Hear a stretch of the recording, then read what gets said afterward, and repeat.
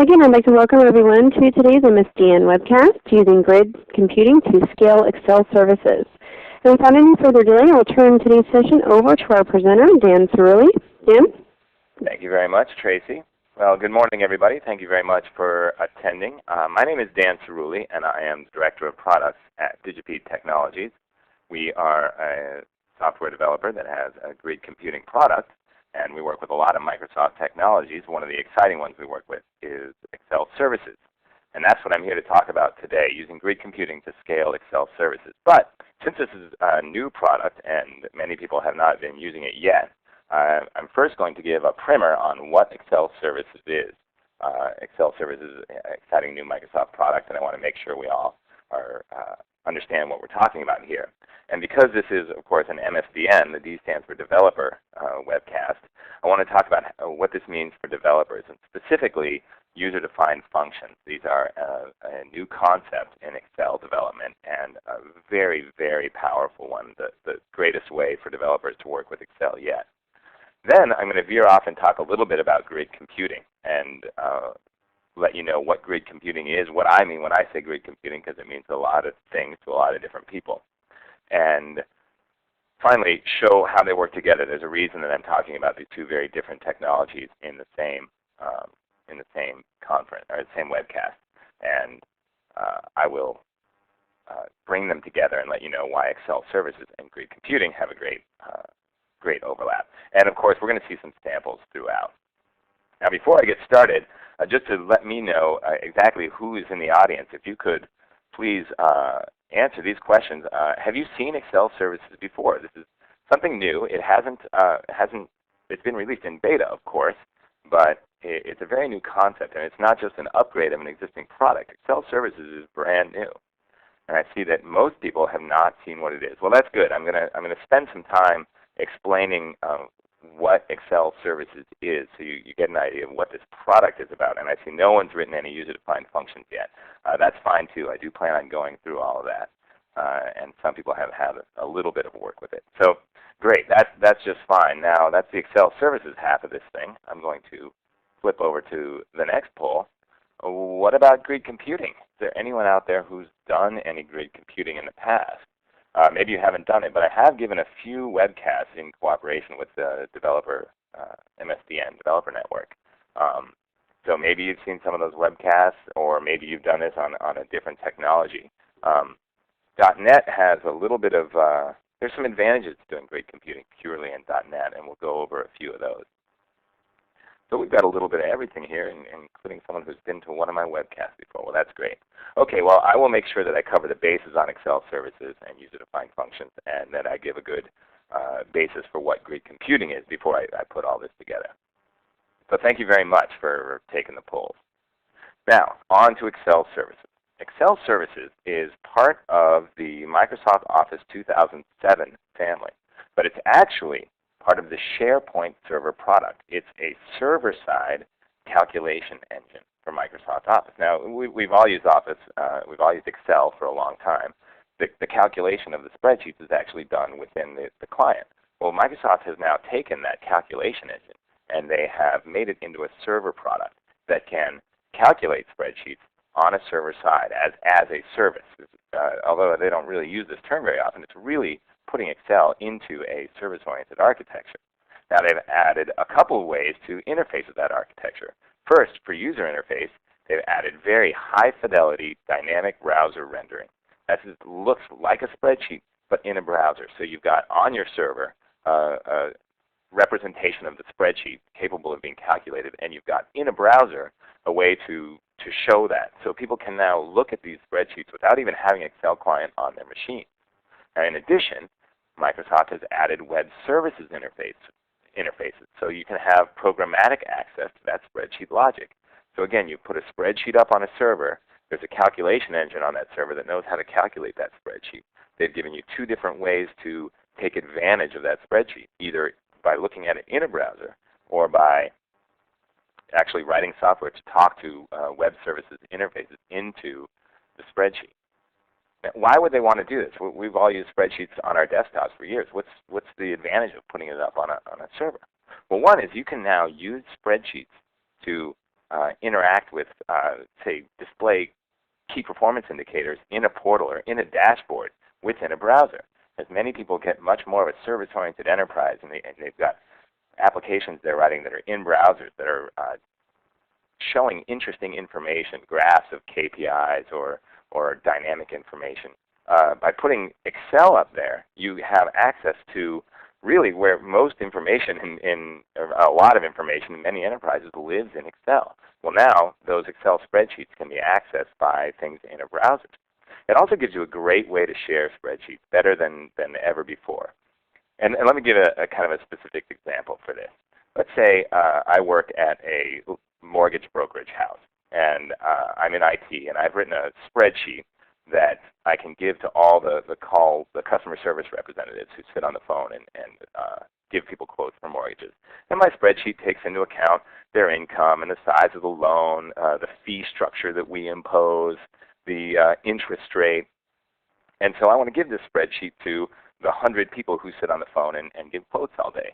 Well, with current technologies, what I would do is I would take that spreadsheet, I would make sure that everything worked right, and I would email it out to my 100 customer service representatives.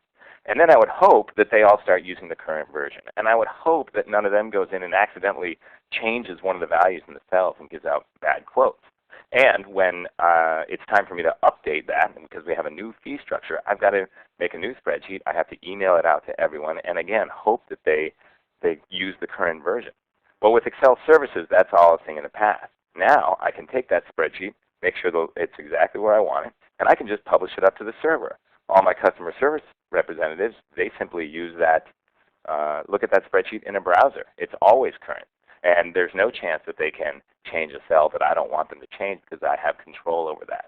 So it lets you share spreadsheets in a way that's never been logical, that's never been possible before. It lets you maintain control over those spreadsheets also. And it also allows you to share spreadsheets where you might want to give people the information but not the business logic. Don't let them see what's inside that spreadsheet. This lets you do that too because you only give them access to the spreadsheet through a browser. So it really has some a new capabilities beyond what Excel Client had really changed the way Excel can be used in an enterprise. Now, just quickly, as I said before, this is a server-based product, and it's actually part of SharePoint Services, SharePoint Server 2007. So when you get Office 2007, Excel Services will install with the SharePoint Server. You do need SharePoint Server. So that's a brief overview of what is Excel Services. It's the server-side calculation engine and rendering engine and web services interface into Excel. So I hope that that's made that clear.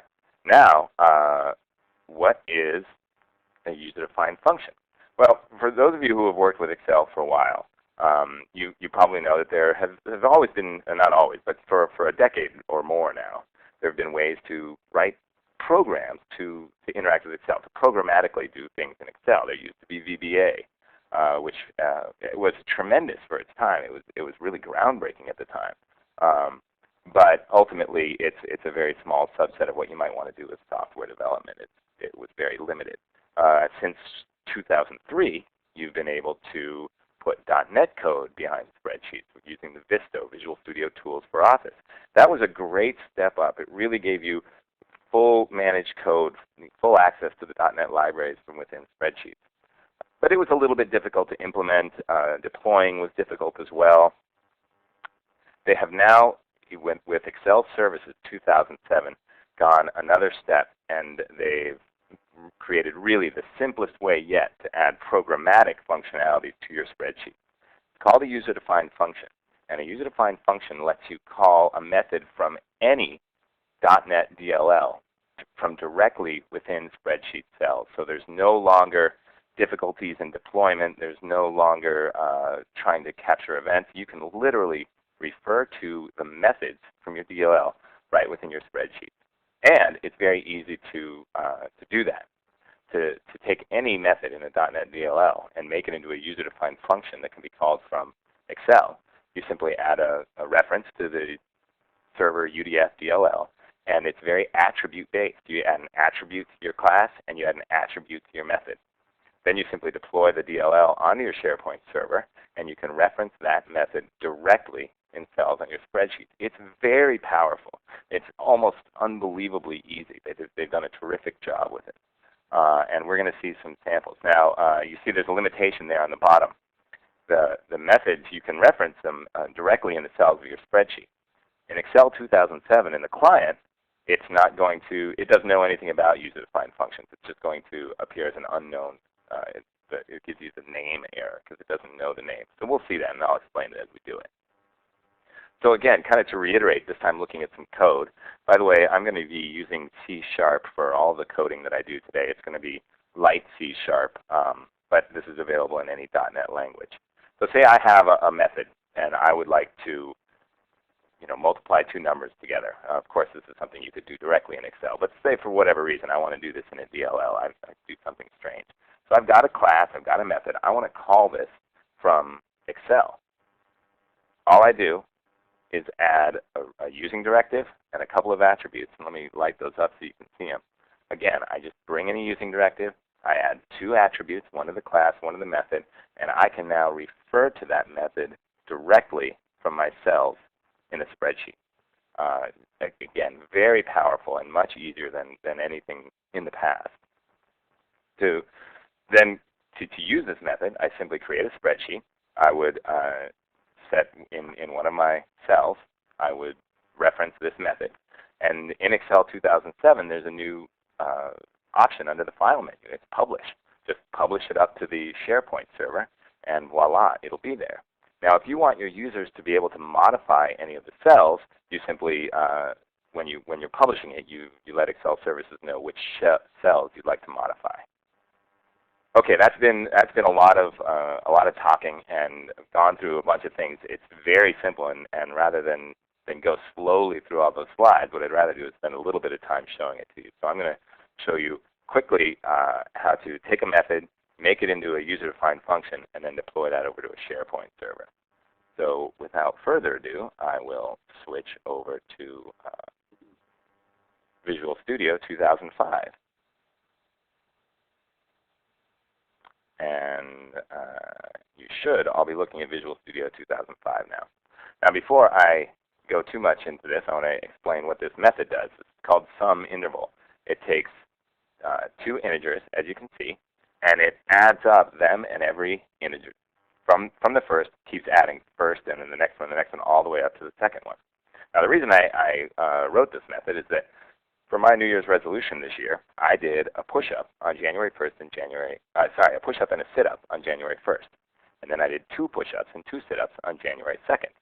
I did three push-ups and sit-ups on January 3rd, etc. Well, today is October 4th and is the 277th day of the year. This method, if I put in 1 and 277, will tell me how many push-ups and how many sit-ups I've done this year. So I'd like to make this available in a spreadsheet. So what I'm going to do is I've already added a reference over here. I'll open up my Solution Explorer. You can see I added a reference to the Microsoft Office Excel Server UDF DLL that's installed with Excel 2007.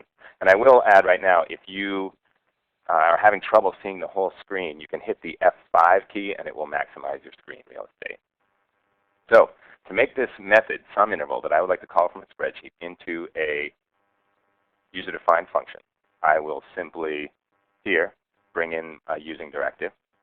I will add an attribute to my class, say it's a UDF class, and I will add an attribute to my method. It's the UDF method.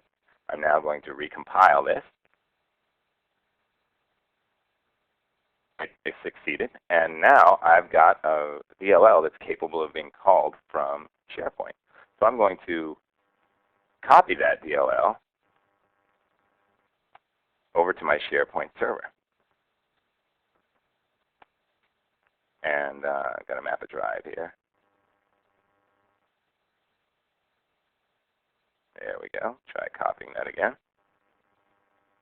There we go. It's now copied onto my SharePoint server. So now I will actually go over to my SharePoint server, and I will show you how I can enable that. And I'm trusting that you can see this. Tracy, if you can't, then just let me know. But I'm now over on my SharePoint server, and I'm going to go into my administration tool. going to make sure that I am who I say I am.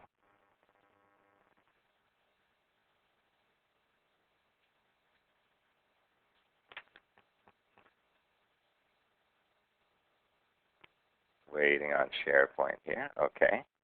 Again, it's going to ask me who I am. I've just clicked on the administration link here on the left. And as soon as it logs me in as administrator here, I will tell it I want to modify my user-defined function assembly. Clicking on user-defined function, and I'm going to add a new one. And I just put in class library 1. This is a local file, and I'm leaving this checkbox checked, so it is a user-defined function assembly that will be used by Excel calculation services. I click OK, and I'm done. I can now use that in a spreadsheet. So now I'm switching over to Excel 2007, which probably many more of you have seen. I'd like to take this spreadsheet and call my user-defined function. So as I said, I started on January 1st. Today is the 277th day of the year. How many push-ups did I do? I called that method sum interval. Let me make sure, double check the name of that method because that's important. Sum interval was the name of that method.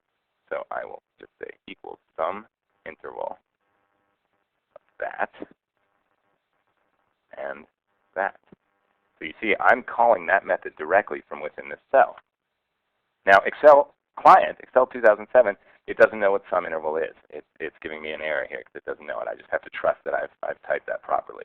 Now, I want to do one more thing here. I want the user to be able to specify these variables at runtime. So I'm going to give these cells names. I'm going to call this one first, and I'm going to call this one second. Now my spreadsheet looks how I want it to look, so I'm going to go under the File menu. New thing for Excel 2007, there's Publish. And I'm going to publish this up to Excel Services. In here, I can choose where to put it. I'm going to go into my SharePoint site. I have a Shared Documents folder. And I'm going to just share it right there. Now, I have some options. In here is where I designate any cells that I want the user to be able to modify in the browser at runtime. And in here, I can choose any cells that I have named. So I'm going to say, yeah, let the user change those two cells.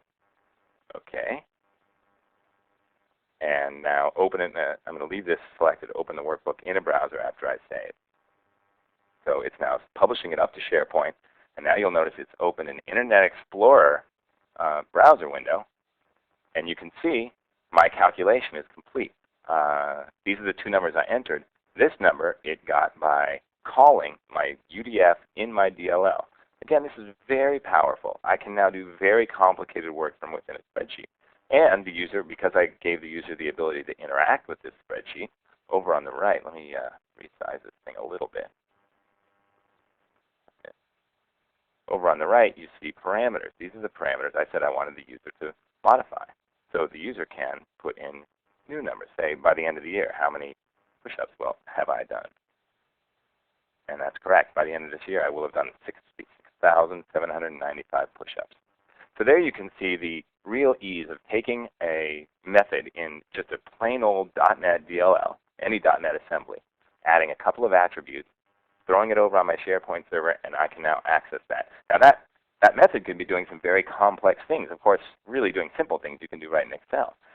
It can be pulling data out of databases. It can be doing complex analysis on the data. So you can now do very complicated things behind your spreadsheets with very little development. Okay, that's enough of Demo 1. I'm going to switch back into live meeting here. And just talk about, not spend too much time on, but a little bit of information about these methods. Now, as I said before, very simple things you won't do in user-defined functions. Excel is very powerful. You can do a lot in there by itself. The things that you'll find yourself doing in user-defined functions tend to be very involved. And often you'll be moving a bunch of data back and forth. And specifically, you'll find that most of the user-defined functions you write might not have individual arguments. Like I just had two zero-dimensional arguments there. you'll probably end up having multiple dimensional inputs and or outputs. You can also, by the way, have multiple inputs. You saw that my method there had 2 inputs. It's very likely that you'll have arrays. And if you do specify an array of cells, that is, you select a range, it will come in as an array to your method. So if your method takes an array of floats, then you would just have a one-dimensional range, say, in Excel. If your method takes a 2-dimensional array, then you would have a range that is a 2-dimensional range. And I've got some screencasts here that make this clear. Here you see a method that has 3 arguments. The first 2 are just doubles. The second one is a 2-dimensional array. And you can see up on top, I've just got a range. It goes from C8 to E15. So that's a range of inputs there.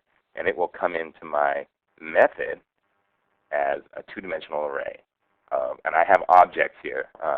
Using objects rather than doubles, I can do a little more error handling. Now for outputs, there's an interesting thing that you may or may not know about Excel, and it depends on whether you've done this. This behavior has been the same since VBA, but lots of people don't know it. If you have a function that is going to return 2-dimensional outputs, then Excel has some interesting array behavior. You select the entire range of cells where you want the results to go, and you then go up in your formula bar, you type your formula, and then instead of hitting Enter like you normally do, you hit Control-Enter. And when you do that, it's going to look like this. Now here you see over in Excel, I have highlighted a range of cells from A1 down to E16. I then went up into my formula bar and typed equals my method and whatever the inputs to this are. Those are some other cells. I then hit Control-Enter. Excel filled that into all of these cells. So now my method should return a 5 by 16 array of values. Now these values, by the way, can be, they don't have to be numbers. They can be strings. They can be datetimes. Really anything that can go into an Excel cell. So you'll have to figure out ways to use your inputs and outputs. It's very likely, as I said, you'll be doing the complex things over in Excel. So it's very likely that you'll need to deal with multi-dimensional inputs and outputs. And that's how you do it. Okay, so now we've spent a little bit of time, had some background on what is Excel services, some background on user-defined functions, which is why is this important to developers. We're all developers here. And I'd like to give you a little bit of information now on grid computing. What is grid computing?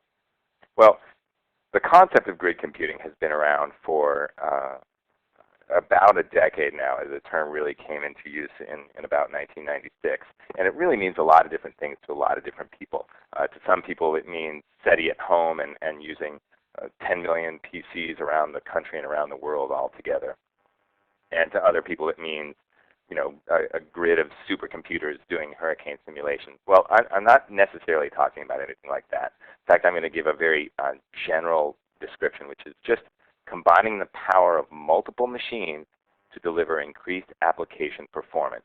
And just for the record, for the most part, I'm talking about within an enterprise. Most people who are doing grid computing today aren't using 1 million machines around the country. They're using 100 machines or 1,000 machines, or maybe even 5 or 10 or 20 machines within their enterprise. But when I say grid computing, I mean using those machines together to get better application performance. Now, application performance itself is a very general term, and it can mean many different things. And as applied to grid computing, there are 3 specific ways that I like to call out how grid computing can help application performance. The first is speed. There are some operations that can occur faster when multiple machines work on them at the same time. Some applications just take a long time to run, and by using many machines, you can speed them up. So that's how you measure application performance, and grid computing can help. Now, some applications, you measure their performance in terms of scalability. We're seeing this increasingly in the era of service-oriented architectures and of software as a service, and services in general, web services, Excel services. Scalability is a big issue because you have applications that are now being used by many people simultaneously. Maybe that application by itself runs just fine. It runs fast enough. But what happens when many people hit it all at the same time? Well, you need to deal with that, and grid computing can help with that scalability. And another way that grid computing can help application performance is throughput. Some applications, you measure their performance in terms of their throughput. How many transactions can you handle? How many files can you input? Well, grid computing can often help handle those throughput problems and increase application performance in that way. And just a quick side note, how is grid computing different than a cluster? Well, there are three primary ways. First, a grid is generally dynamic. It will change in size. Sometimes it's large, sometimes it's small. Machines will come and go. In a grid, machines can be heterogeneous. On a cluster, nearly always the machines are all identical, both in terms of hardware, operating system, and software. And a grid often includes shared resources, servers that are also used as file servers or other application servers, sometimes even desktops. Now, everything that I'm going to talk about today with grid computing and Excel services applies equally well to a cluster. A cluster could do everything that I'm talking about today. So really, I'm just talking about, again, using multiple machines to make application performance better. Quickly, I'm going to talk about how a grid works. This is general stuff, how a grid works. You've got a bunch of machines on your grid, and these might be dedicated cluster nodes. They might be servers that are underutilized, and they might even include desktops that no one is using most of the day. Well, a job gets submitted to some sort of grid server, and the machines on the grid can then take jobs off of that server, work on them, and return the results. The grid server itself usually makes sure that the quality of service is guaranteed, that no work gets lost, etc. And often the machines themselves can decide which work they're appropriate for. They know whether or not they have the right hardware and software to work on a job. They also know whether they're available right now. Are they a dedicated node, or are they being used by a user? Are they pegged doing some other application? So the grid can handle things like that. And generally with the grid, there are different ways you can get things started. Often many grids have simple command line interfaces, but more advanced grids give you the ability to, from within what is sometimes called a master application, to start jobs on the grid. And that's how you can take an application and make it much more powerful. And of course, we'll see a little bit later today, Excel services running on a grid. Now those are everything I've said so far is just kind of grid computing in general. At MSDN, the M stands for Microsoft. And how is grid computing for .NET different than traditional grid computing? Well, first, you want to run applications on the grid natively in .NET. The traditional grid computing, traditional distributed computing, has been very much a command line centric form of computing. People take a command line executable and they move it out to many machines across their grid. And that executable might take input files, or it might take command line arguments that tell it what to do. And they have some sort of command and control system that will send commands and tell the particular machine to run this command line. And it'll move an input file, it'll move an output file. And that's how traditional grid computing has happened. Well, with .NET, you don't want to have to do that. You don't want to take this toolkit, this framework that is built for connection, built for serialization, and force everyone to compile things as a command line. So when we're working with something that is grid computing for .NET, you want to work natively in .NET. You want to have something that uses the inherent connectability in .NET. And you want it to be .NET savvy. You want it to know things like what are the different .NET runtimes, what's on what machine, and what .NET runtimes for my assembly dependent on. So when you're working with .NET, you really want a .NET savvy grid computing rather than just a generic grid computing paradigm. When you are working natively in .NET, you get some really some real benefits. And I'm just noticing a typo on this slide. It says object-oriented. I assure you that means object-oriented programming for grid. When you are working in a .NET-centric paradigm, you have the ability to take a .NET object, distribute that across the network, and execute it remotely. And if you can create many of them, then you can do this in parallel. Take .NET objects, distribute them around your network, have them execute remotely in parallel, and come back to you. Now this is a very powerful thing. It means no longer are you forced to take your distributed things and compile them down into command lines, figure out how you're going to get all the information into a command line, etc. Now you can just do what we generally do in .NET anyway, which is take a class and think of everything in an object-oriented or a class-oriented basis. So if you can take the computation that you want to happen remotely and put it into a class, put it into one method on a class, and create an object that can be serialized, then a grid system can make sure that that object gets serialized, distributed to an available node, and can execute that object over there. Now, of course, there are some caveats. For example, you do need to make sure that the assemblies are on the right machine so that it can instantiate objects of this type. But taking object-oriented programming and applying it to .NET and then laying that across a grid can make a very powerful tool. So again, I feel like I've given you a lot of information, a lot of words have come at you, and it might be easier to understand some of this if we instead look at some examples. So first I'm just going to show you the power of grid computing. I'm going to show you a grid-enabled application. And now I will be switching again over to share my desktop.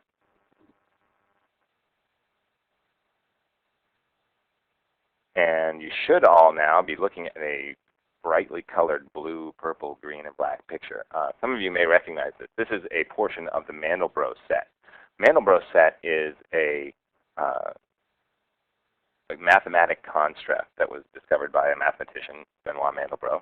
And it is just an equation that when you solve it with different inputs, you get very bright, very colorful, and actually fractal designs. They're very beautiful. They're also very compute intensive. Each point on this bitmap can take thousands of calculations to determine where it lies in the Mandelbrot set. It's the kind of computation that is very it's very complex, and it takes a long time to do. It's also the kind of thing that breaks up very nicely. Each pixel on this graph is independent. So if I can break this set up, if I can break this bitmap up, it can be calculated at the same time on different machines. And that's just what I'm going to do. I'm going to run a race. Now I've written one .NET class that knows how to calculate the Mandelbrot set.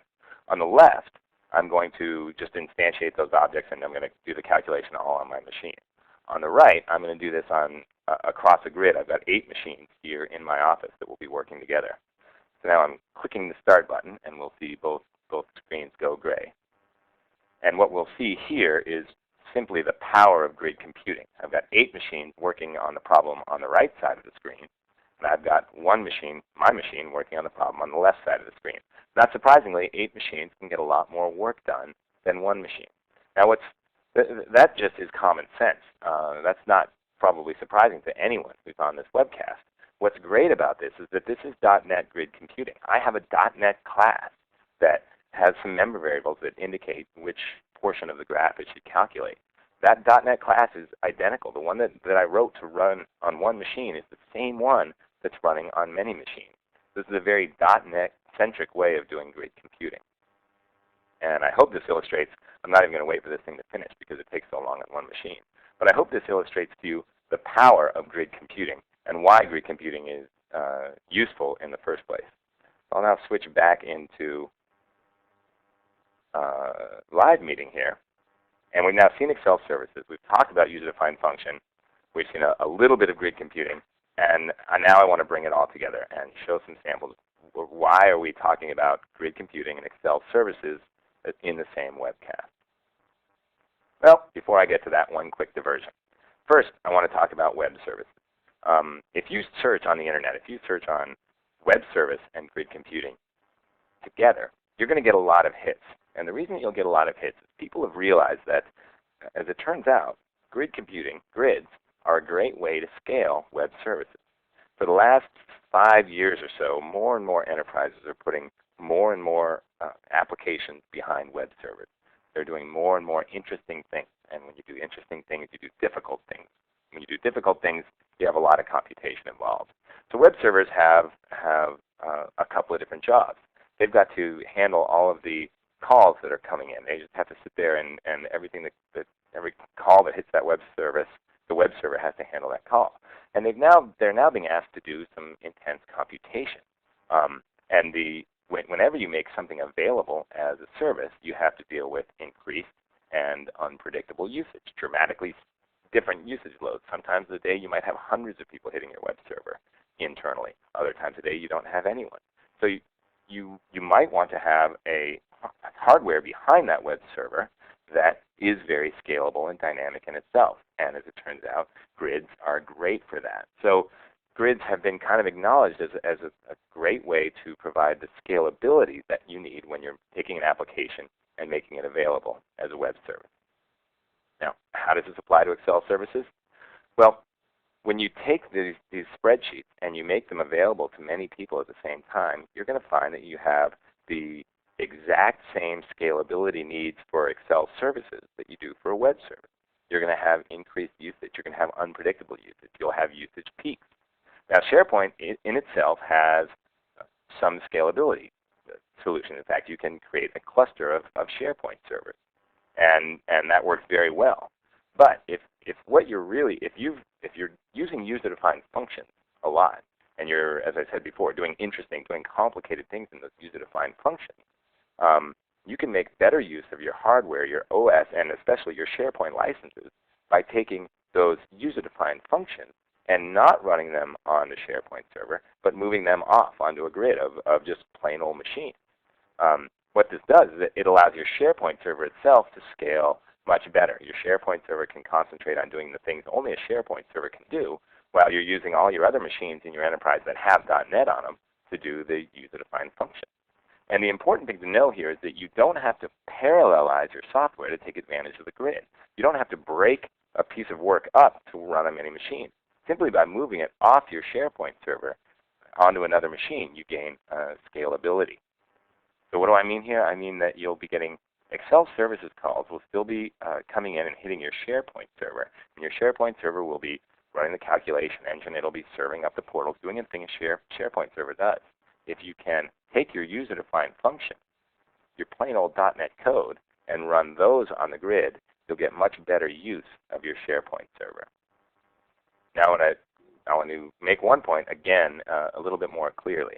That's talking about scaling out versus speeding up. I talked about how grids can help improve application performance in a variety of ways. And what I'm really talking about here is scaling out. You simply increase the throughput of the jobs, increase the throughput, the scalability of your application, in this case, Excel services, by taking user-defined functions and moving that calculation off of the Excel server. So an individual call to a user-defined function doesn't necessarily run faster. But when you have many people calling them simultaneously, the system scales better. You deliver better quality of service to your users. Now, there might be some jobs that you can actually speed up. You might be able to take some user-defined functions and break up the work into different pieces that can happen in parallel, and then you might be able to actually speed things up. So these are both potential benefits of putting a grid behind Excel. All right, I've laid out all the foundations that I wanted to lay out. We've seen Excel services, we've seen user-defined functions, we've seen some grid computing. Now I want to show you everything together. So now we will see what we really came to see, which is scaling a spreadsheet onto a grid. So again, I will switch over to sharing my desktop, and I'll give you a minute. You should be looking at Visual Studio 2005. Actually, before we look at Visual Studio 2005, why don't we look at the spreadsheet we're going to grid enable. Okay, I'm going back over to my SharePoint here, and I'm just going to, I've got a spreadsheet that I've already written. It's already published up to my SharePoint server, and I'm going to open it up in a browser. And this spreadsheet has a user-defined function behind it already. That user-defined function does a Monte Carlo simulation to estimate a value for pi. I don't know how many people here are familiar with Monte Carlo simulation, but the thumbnail description is that with Monte Carlo, to do Monte Carlo simulation, you write a mathematical description of something, and you run that model many, many times in order to get an accurate assessment. So the thing about Monte Carlo is if you run that simulation once or twice, you might get not a very accurate answer at all. But the more times you run it, the more accurate it gets. So I've written a Monte Carlo simulation to estimate a value for pi. And I've got one parameter that the user can enter here, and that is how many iterations, how many Monte Carlo simulations should I run. And you see my UDF will return a value for pi and it also returns the number of seconds that this calculation took. Let's say I run this simulation 10 times. Now this is not grid enabled. This is all running standard UDF behind my behind this browser right here on my SharePoint server. You see I ran 10 iterations very quickly, faster than my counter could determine. It estimated the value for pi in 10 iterations. It came up with 2.8. Very quick turnaround, but as you see, the estimate was not that accurate. So I'm going to try this again.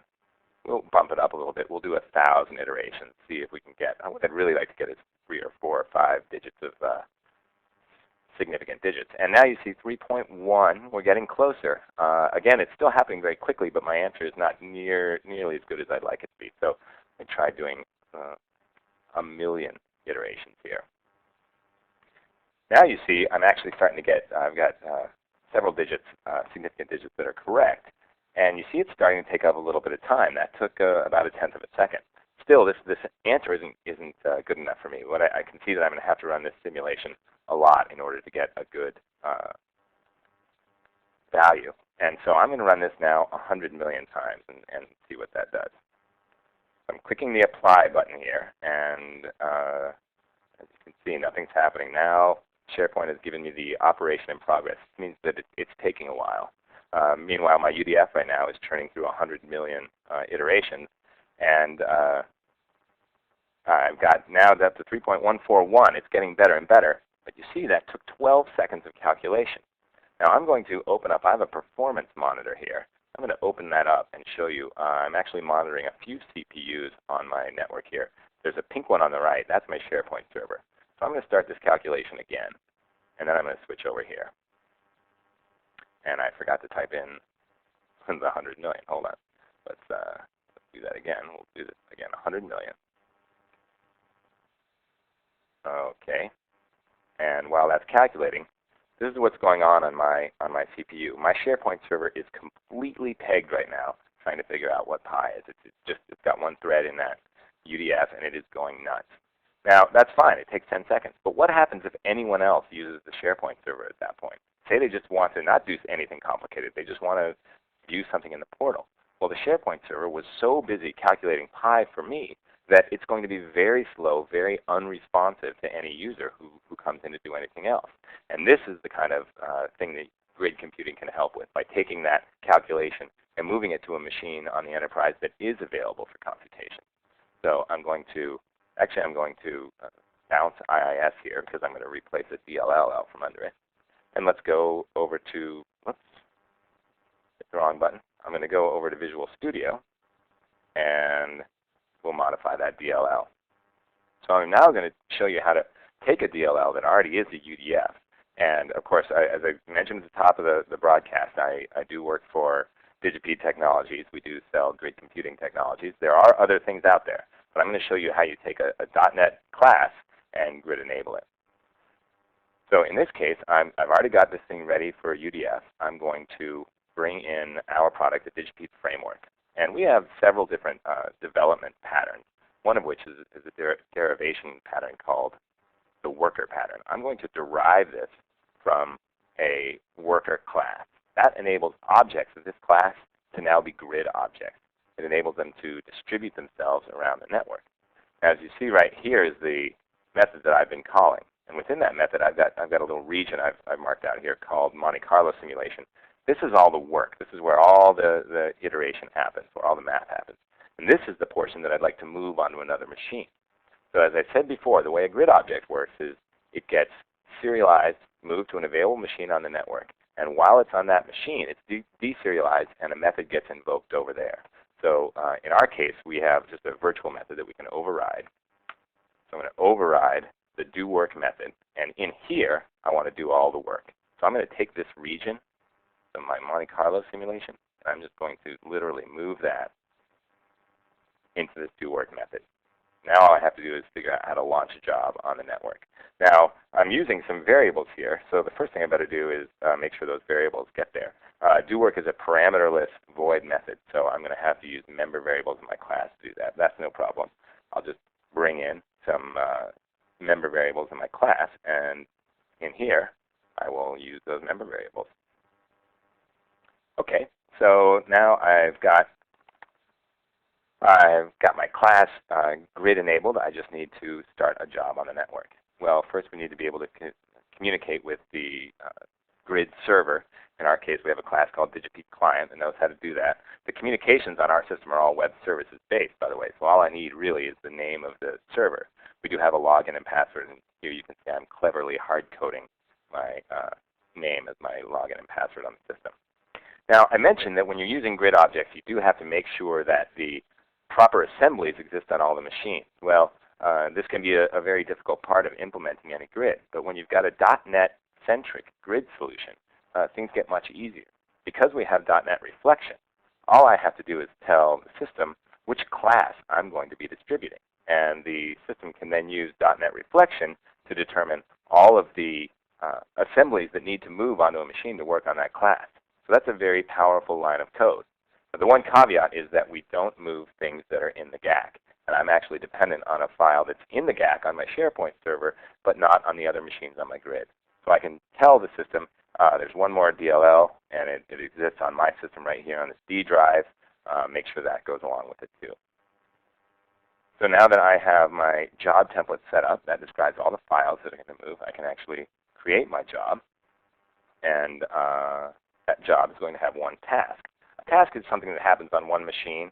A job is a collection of similar tasks. In this case, my job is going to have one task. It's going to have one object, one worker object, and that object is this. I'm actually going to serialize myself, this object, stream it out to a machine. And it's going to, while it's on that remote machine, it's going to call doWork, do its simulation. It'll have its results in it then because they're just stored in member variables. And then I can have that thing passed back to me. So I'm going to give myself an event handler here. And because it's only one line of code, I could have it fire an event. I could have it call a method on my class.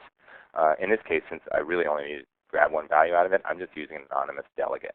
So I'm saying set my local member variable to the thing that was calculated over there. Again, very powerful line of code there. And finally, I can just submit the job and wait for it to be done. So I'm going to serialize a copy of myself to the grid. I'm going to let the grid decide where that thing should run. After it runs, it will come back to me. I'll extract the value out of it, and then I will just return that to the spreadsheet.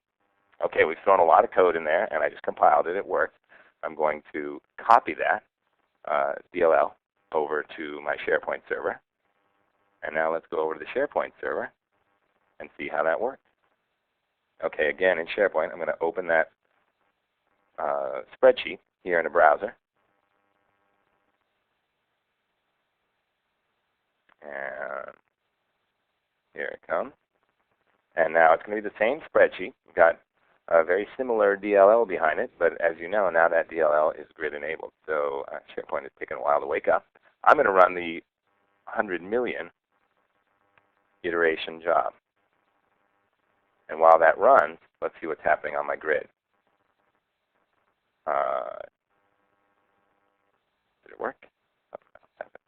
I certainly must have done something wrong. There must be a bug. I know what my bug is. Hold on. I introduced a bug in my system, and I know what it is. Let me go back over into Visual Studio. I set up some member variables there, and I forgot to set them.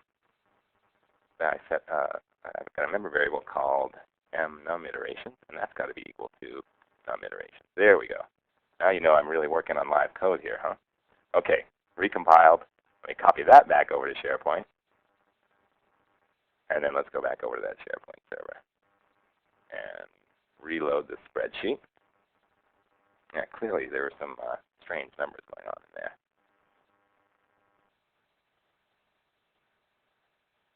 And again, just waiting on SharePoint here. We will reload this in a browser.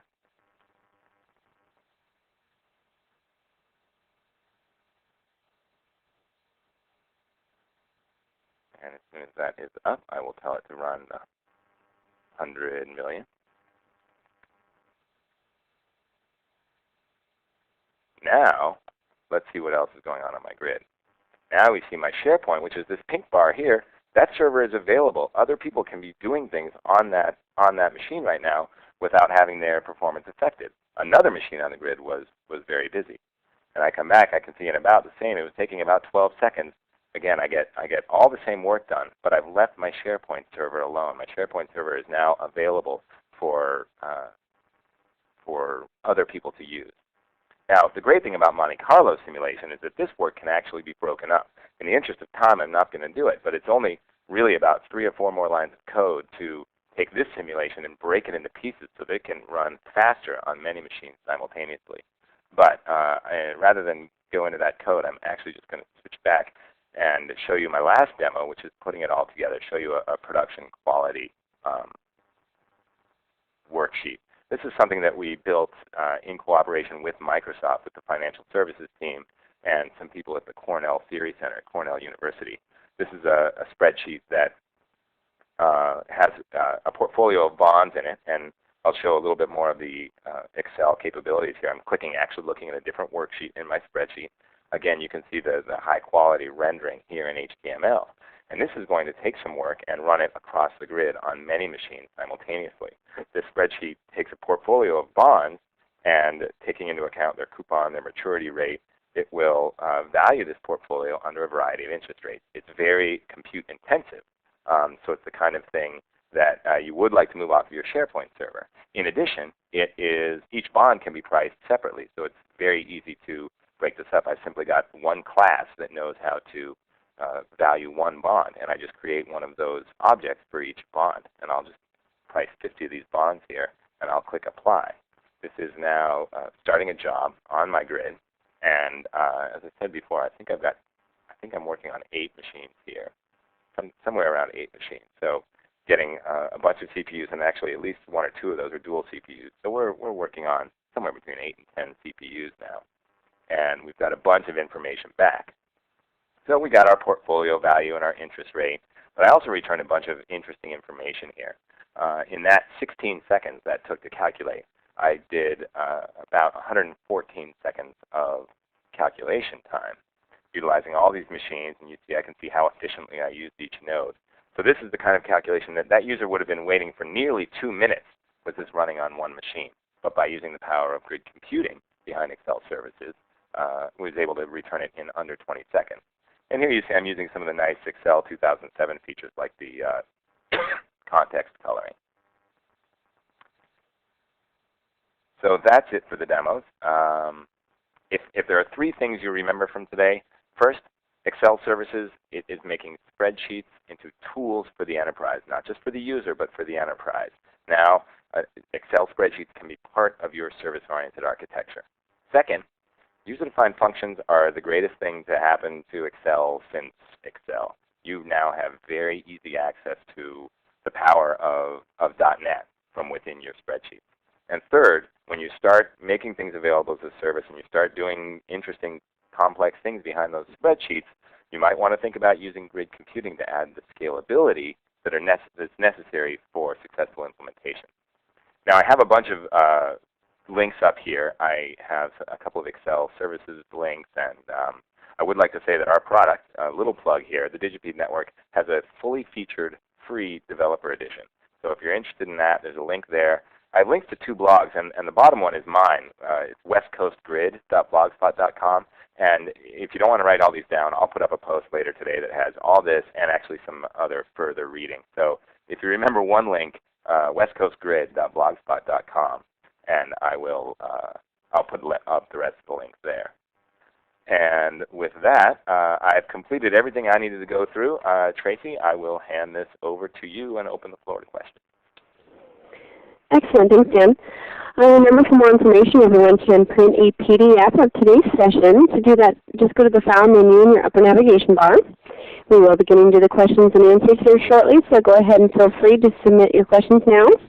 Also, I'm going to be posting a survey here in just a minute. If you could take a moment to fill it out before you log off, we do appreciate your feedback. And for the upcoming and previously recorded webcasts, you can go to microsoft.com/webcast, and you can go here to access this webcast, which will be available in about 24 hours for download. Also, you want to take note of this URL here. If you have any webcast content ideas, if there's something out there you'd like to see and haven't yet, we'd love to hear from you. And also, if anyone is interested in getting a free 14-day trial of Microsoft Office Live Meeting, you want to go to Microsoft.com/presentlive. And here's a survey from our session today. Please follow the links provided to complete today's webcast evaluation. And Dan, looks like we don't have any questions waiting in the queue at the moment. I don't see any questions. All right. Well, we can go ahead and answer any that do come through the text manager. I do want to extend a special thank you to Dan for presenting today, and I'd also like to thank the audience for attending today's MSDN webcast. And it looks like we did have one come through if you want to take a look at that. Question. This is from Goldfinger, and Goldfinger wants to know, I like having, by the way, James Bond villains attend the webcast. I think that's fantastic. What's the difference between Excel services and Excel calculation services? Is it possible to install Excel calculation services only on CCS 2003 compute nodes? CCS 2003 is the new operating system. It's compute cluster server. And Excel services is the official product name of the thing that I displayed to you today. It has several components, one of which is the calculation service, one of which is the service that was displaying the spreadsheet in the browser, and one of which is the tool that gives you programmatic access to spreadsheets via web services. So Excel calculation services is one of the components of Excel services. And to answer your second question, no, you can install Excel calculation services actually on any Server 2003 operating system. It does not need to be 64-bit. It does not need to be CCS. I'm not even sure if you can install SharePoint on a CCS node, to tell you the truth. CCS is somewhat limited in terms of some of the things that it can do. So any Server 2003, anywhere you would install SharePoint, you can install. And it's actually just an option when you're installing SharePoint, is whether you'd like Excel services installed as well. If people do come up with more questions later, again, I'll say one more time, westcoastgrid.blogspot.com is where you can go to get more information. You can get in contact with me there. And I see, do I have more related presentations scheduled? I tend to give these MSDN webcasts whenever they ask me to. I have a feeling we'll do more. This one we really bit off a lot, trying to get through Excel services and grid computing. So I have a feeling that we will, in fact, be doing some more and maybe get into a little bit of detail on each rather than take the whole enchilada at once. But thank you very much for the compliment, Mo. Great. Well, that looks like that's all we have for the questions at the moment. Like we said earlier, we can answer any more that come through the text manager. So ladies and gentlemen, this does conclude today's session, and the audience may now disconnect from the audio portion of this presentation.